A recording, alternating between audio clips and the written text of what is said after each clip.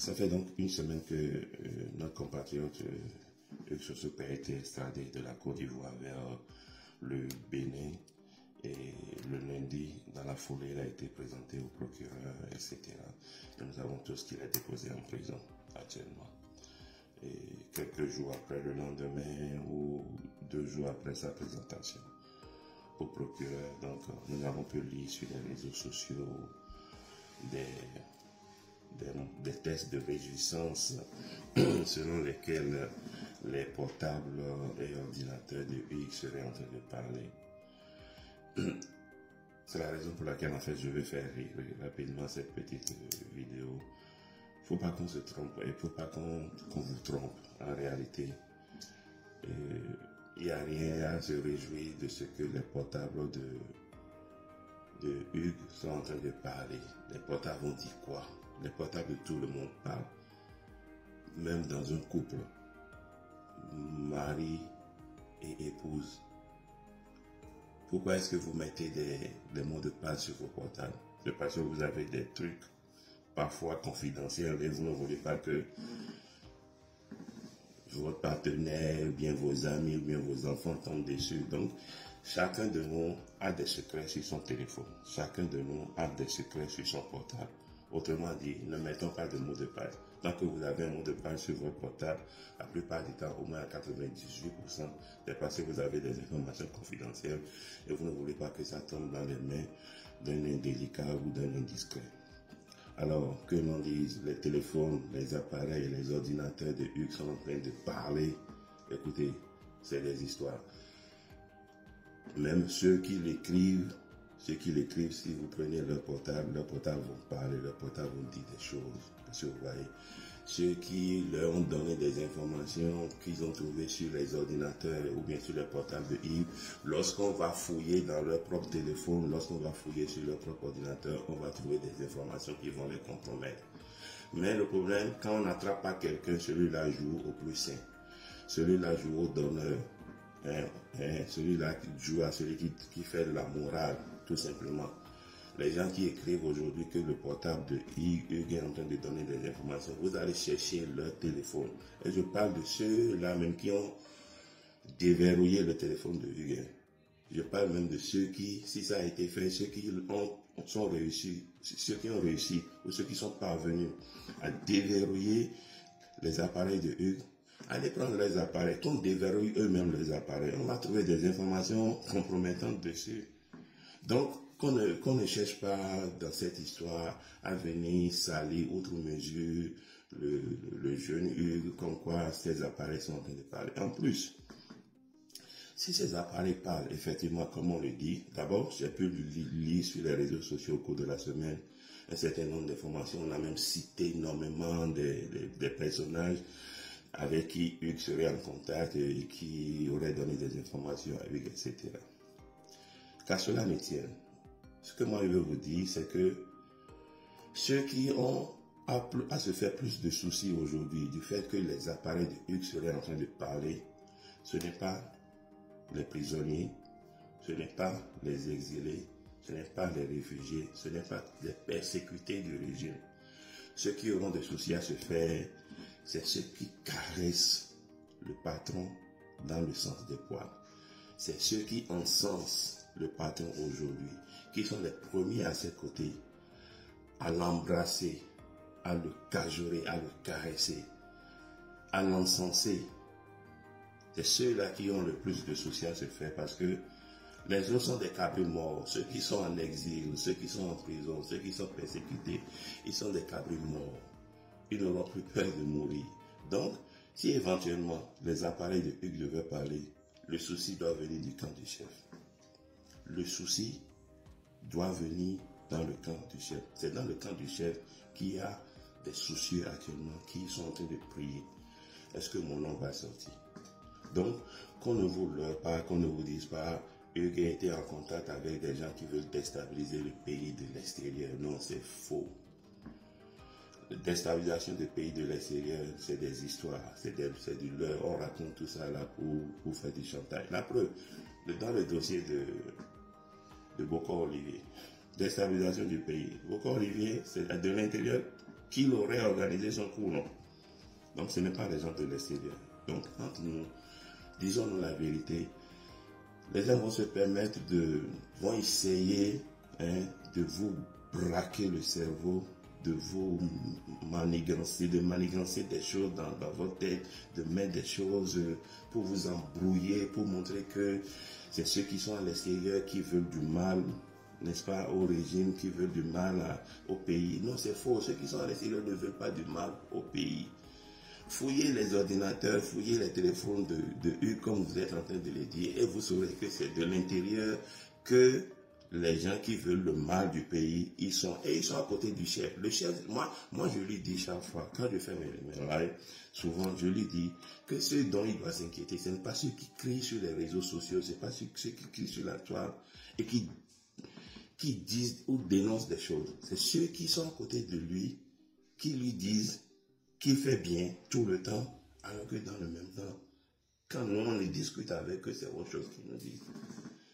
Donc, nous voilà, là où tu es maintenant, là où le patron est maintenant, moi je pense qu'il est le plus isolé. C'est un monsieur qui vit dans la solitude. Vous le voyez entouré de tous les ministres conseillers, les gars du corps. Mais en réalité, notre président, vit une solitude. Il vit une solitude dès qu'il rentre dans sa chambre, qu'il ferme et qu'il se couche sur son lit. Il vit une solitude que personne ne vit. Parce que c'est un monsieur qui va, chaque fois quand il va se coucher, il va penser à tous ceux qui sont autour de lui, qui sont en train de le trahir. Moi, là où je suis, personne ne me trahit. Et je n'ai pas peur d'être trahi par quelqu'un parce que je ne suis pas dans la même position que lui. Donc, vous voyez, malheureusement, dans l'ancien temps où il y avait des royautés, il y avait toujours, on parlait du fou du roi. Le fou du roi c'est le fou dans le royaume qui est le seul habilité à raconter des choses sur le roi sans être inquiété. Tout le reste, quand ils disent quelque chose de malveillant ou de moins bienveillant envers le roi, on pouvait l'arrêter. Mais lui, parce qu'il était le fou, on ne l'arrêtait pas parce qu'il bénéficiait des symptômes de sa folie. Donc du coup, lui, le fou du roi, il pouvait tout dire au roi. Je voudrais dire à notre président, de bien vouloir avoir un fou qui lui dise la vérité. De bien vouloir avoir un fou qui, dans sa démence, ait des moments de lucidité pour lui dire la vérité. Il faut faire attention à ce que tu feras. Le bouchon est allé trop loin. Reviens ici, tu fais une erreur, tu fais mauvais. Sans être inquiété. Mais chez nous, ça ne se passe pas ici. Tout le monde est. Dès que tu critiques là, tu es un apatride, tu veux le mal du pays. Dans ce que j'ai pu lire, on dit que quoi? Que Hugues a reçu de l'argent, $150, $200, ou bien euros, je ne sais même plus quoi, jusqu'à 5 000 euros. On a cité des noms. Moi, ça m'a fait marrer parce que apparemment les gens n'ont rien compris. Ceux qui ont même donné cette information-là à certains d'aller publier, c'est grave, c'est extrêmement grave, c'est bizarre même. Parce que, voyez-vous, un journaliste n'est pas un philanthrope. Un journaliste ne fait pas de mécénat. On dit que tu es journaliste. Un journaliste doit manger, un journaliste doit payer, c'est la presse. Donc, lorsque quelqu'un sollicite la contribution d'un journaliste pour couvrir un événement, il faut aller demander. Vous savez combien l'ORTB charge les gens pour aller couvrir un événement, même un événement syndicaliste ou bien un événement d'un parti politique. C'est des millions. L'information, c'est de l'argent. L'information, c'est de l'or. C'est de l'argent. Ça coûte de l'argent. Donc, que l'on donne de l'argent à un journaliste pour aller faire son travail, pour faire un travail, pour pondre un article. Il y a même des pigistes. Les pigistes, c'est quoi? C'est ceux qui écrivent et qui sont payés à l'heure. Ils sont payés à l'heure et à l'article. Tu prends un article, on te paie juste pour ça. Tu es un pigiste. Ta profession n'est pas forcément un journaliste professionnel, mais tu es un pigiste. On te paie à l'heure, on te paie à l'article que tu as pondu. Vous pensez que tous ceux qui écrivent, bon, il y a des centaines ou des dizaines, je ne veux pas dire centaines, peut-être maintenant ça va à dizaines, si on dit centaines, les gens vont crier. Il y a des dizaines de journalistes béninois qui émagent au palais, qui émagent à la direction de la communication de la présidence. Personne ne parle de combien leur sont virés au quotidien. Bon, peut-être qu'ils prennent ça en cash. Ce n'est pas des momos sur leur téléphone, non, c'est pour ça que personne ne peut en parler ou bien que leur téléphone ne vont pas donner des informations. Je ne sais pas comment ceux qui émagent à la direction de la communication de la présidence, je ne sais pas comment ils sont payés. Ils sont peut-être payés par chèque, ils sont peut-être payés à cash, Dieu seul sait. Si certains parmi eux sont payés en momo, peut-être qu'ils seront en train de supprimer les traces de ces transferts. Donc, qu'on ne vienne pas vous raconter que les gens ont fait des transferts à Hugues, les gens, des transferts qui, depuis la France, des transferts depuis wherever, non, tout ça là, c'est du n'importe quoi. Hugues va vivre de son travail, de ce qu'il exerce comme activité. Si c'est ce qu'il exerce comme activité, et qu'il soit payé, c'est de bon ton, c'est de bonne guerre. Donc ne vous méprenez pas, que l'on ne vienne pas vous dire que l'on a fait des transferts à Hugues pour que vous mettiez en doute la probité du jeune homme. En tout cas, moi je ne suis pas en train de mettre en doute sa probité sur le fait que l'on vienne écrire sur les réseaux sociaux que l'on lui a fait des transferts. Je dis, un journaliste n'est pas un philanthrope. Un journaliste n'est pas un mécène. Il gagne sur la base de ce qu'il exerce comme activité. Et vous le sollicitez, vous lui donnez de l'argent. On a cité des noms de certaines personnalités politiques, des noms de certains exilés, c'est normal. S'ils ont recours à Hugues pour un travail de communication, ils doivent le payer. Ça, il n'y a rien à faire. Ça, il n'y a rien à faire. La preuve, ceux qui émagent, je disais tantôt, ceux qui émagent à la direction de la communication sont bien payés. Sont bien payés. Et personne n'en parle. Pourquoi vous voulez parler des transferts que l'on a fait à Hugues, des miettes qu'on lui a envoyées? Même s'il est en exil, il ne va pas manger. Il n'a pas de moyens. On ne pourrait pas publier, mais il est mis trop. S'il ne prend pas de l'argent auprès de ceux qui lui envoient, il va venir prendre ça à la direction de la communication, à la présidence, certainement. Alors, donc, et je suis surpris que l'on se réjouisse de ce que l'on a trouvé des traces de transfert d'argent. Non, c'est ridicule. C'est ridicule ça. Et l'on a voulu exhiber ça comme un trophée de guerre. Non, ça ne veut rien dire, les amis. Ça ne veut rien dire. Si quelqu'un vient nous parler encore de transfert, quelqu'un qui a envoyé transfert à Hugues au super et qu'on a trouvé sur son téléphone, ça c'est du pipeau. C'est réellement du pipeau. Ok?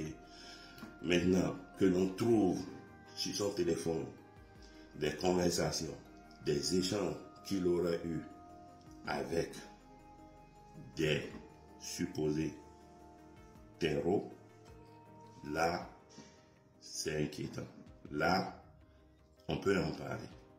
Mais que l'on trouve des traces de transfert d'argent et que l'on brandit ça comme un trophée de guerre, c'est du pipeau. Ça ne veut absolument rien dire. Donc, prenons du recul face à cette situation, que les gens ne viennent pas vous embrouiller avec de ces petites informations et pour, comment dirais-je, pour vous divertir. Ouais, c'est du divertissement tout simplement. Chers amis, restez sereins. C'est ce que je voudrais vous dire. Et comme je l'ai dit, je veux le rappeler encore une fois, celui qui a plus de soucis à se faire, c'est le patron lui-même, c'est le boss. Parce que moi, je le dis encore une fois, je trouve qu'il vit une solitude qui ne dit pas son nom. Il vit une solitude qui est différente de la solitude de quelqu'un qui n'a pas du monde autour. C'est pas la même chose. Hein. Parce que quand on dit je suis solitaire, je vis ma solitude, un homme peut dire qu'il est solitaire, il vit sa solitude parce que mon nom de la part, je n'ai rien à Et on n'est rien à demander, mon son est là, je vis ma solitude. Je suis là, je suis en train de vivre ma solitude. Car il mérite un sou, car il mérite un sito, même. Et le pour je suis là en train de vivre ma solitude. Solitude de vivre, tout le temps, un mois. Pardon, pas que, pour la part, pour l'approfondir. Mais, Togan, il est de plus en plus dans une solitude. Quelqu'un va y aller. Alors, bâton dur, Olivier Boko, le gars fait mieux, mais oui, le gars, mais moi, la solitude, mais tout grand dehors. Et vous, grand solitude, ordinaire, des minons, des communions, leaders. Et n'y a pas de inquiétude d'avoir tout grand. Et, mais, je ne dis pas, nous, de la voix de le réseau d'hiver, de la solitude.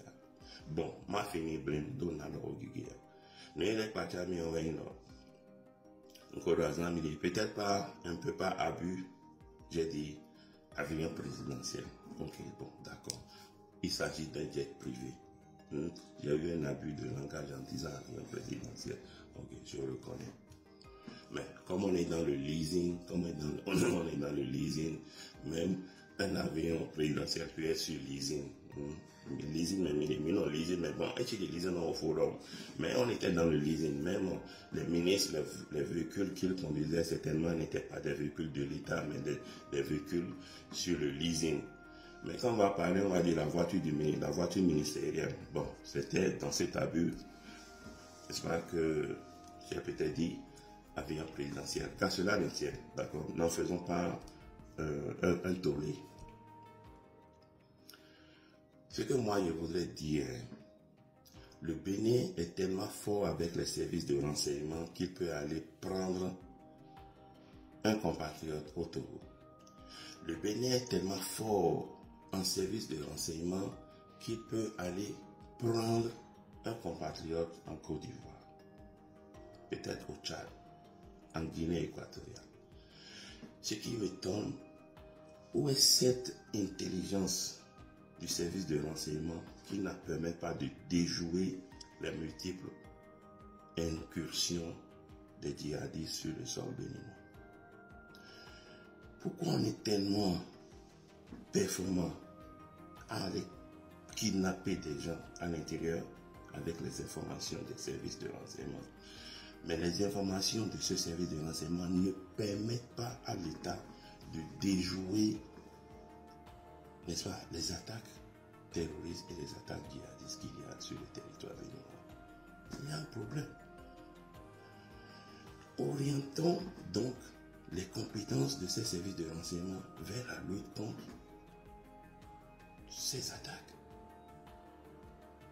Honnêtement, c'est plus préoccupant. C'est plus préoccupant de préserver la vie de dizaines de soldats et de militaires béninois qui tombent sous les balles de ces imbéciles que d'aller arrêter des compatriotes qui n'ont de tort que de parler ou d'écrire sur les réseaux sociaux. C'est ce que je pense personnellement. C'est ce que je pense.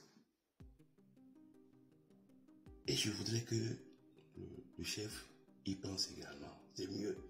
Il faut orienter les ressources de ces services secrets-là, de ces agents de renseignement-là, vers la lutte contre le terrorisme. Comme lui-même il l'a dit en 2016, en mars 2016, au cours donc du débat contradictoire télévisé face au candidat Lionel Zinsou. Restons sereins. On va observer, on va observer, d'accord? Mais restez sérieux, qu'il n'y ait pas de divertissement. Je vous remercie et bon début de semaine à chacun.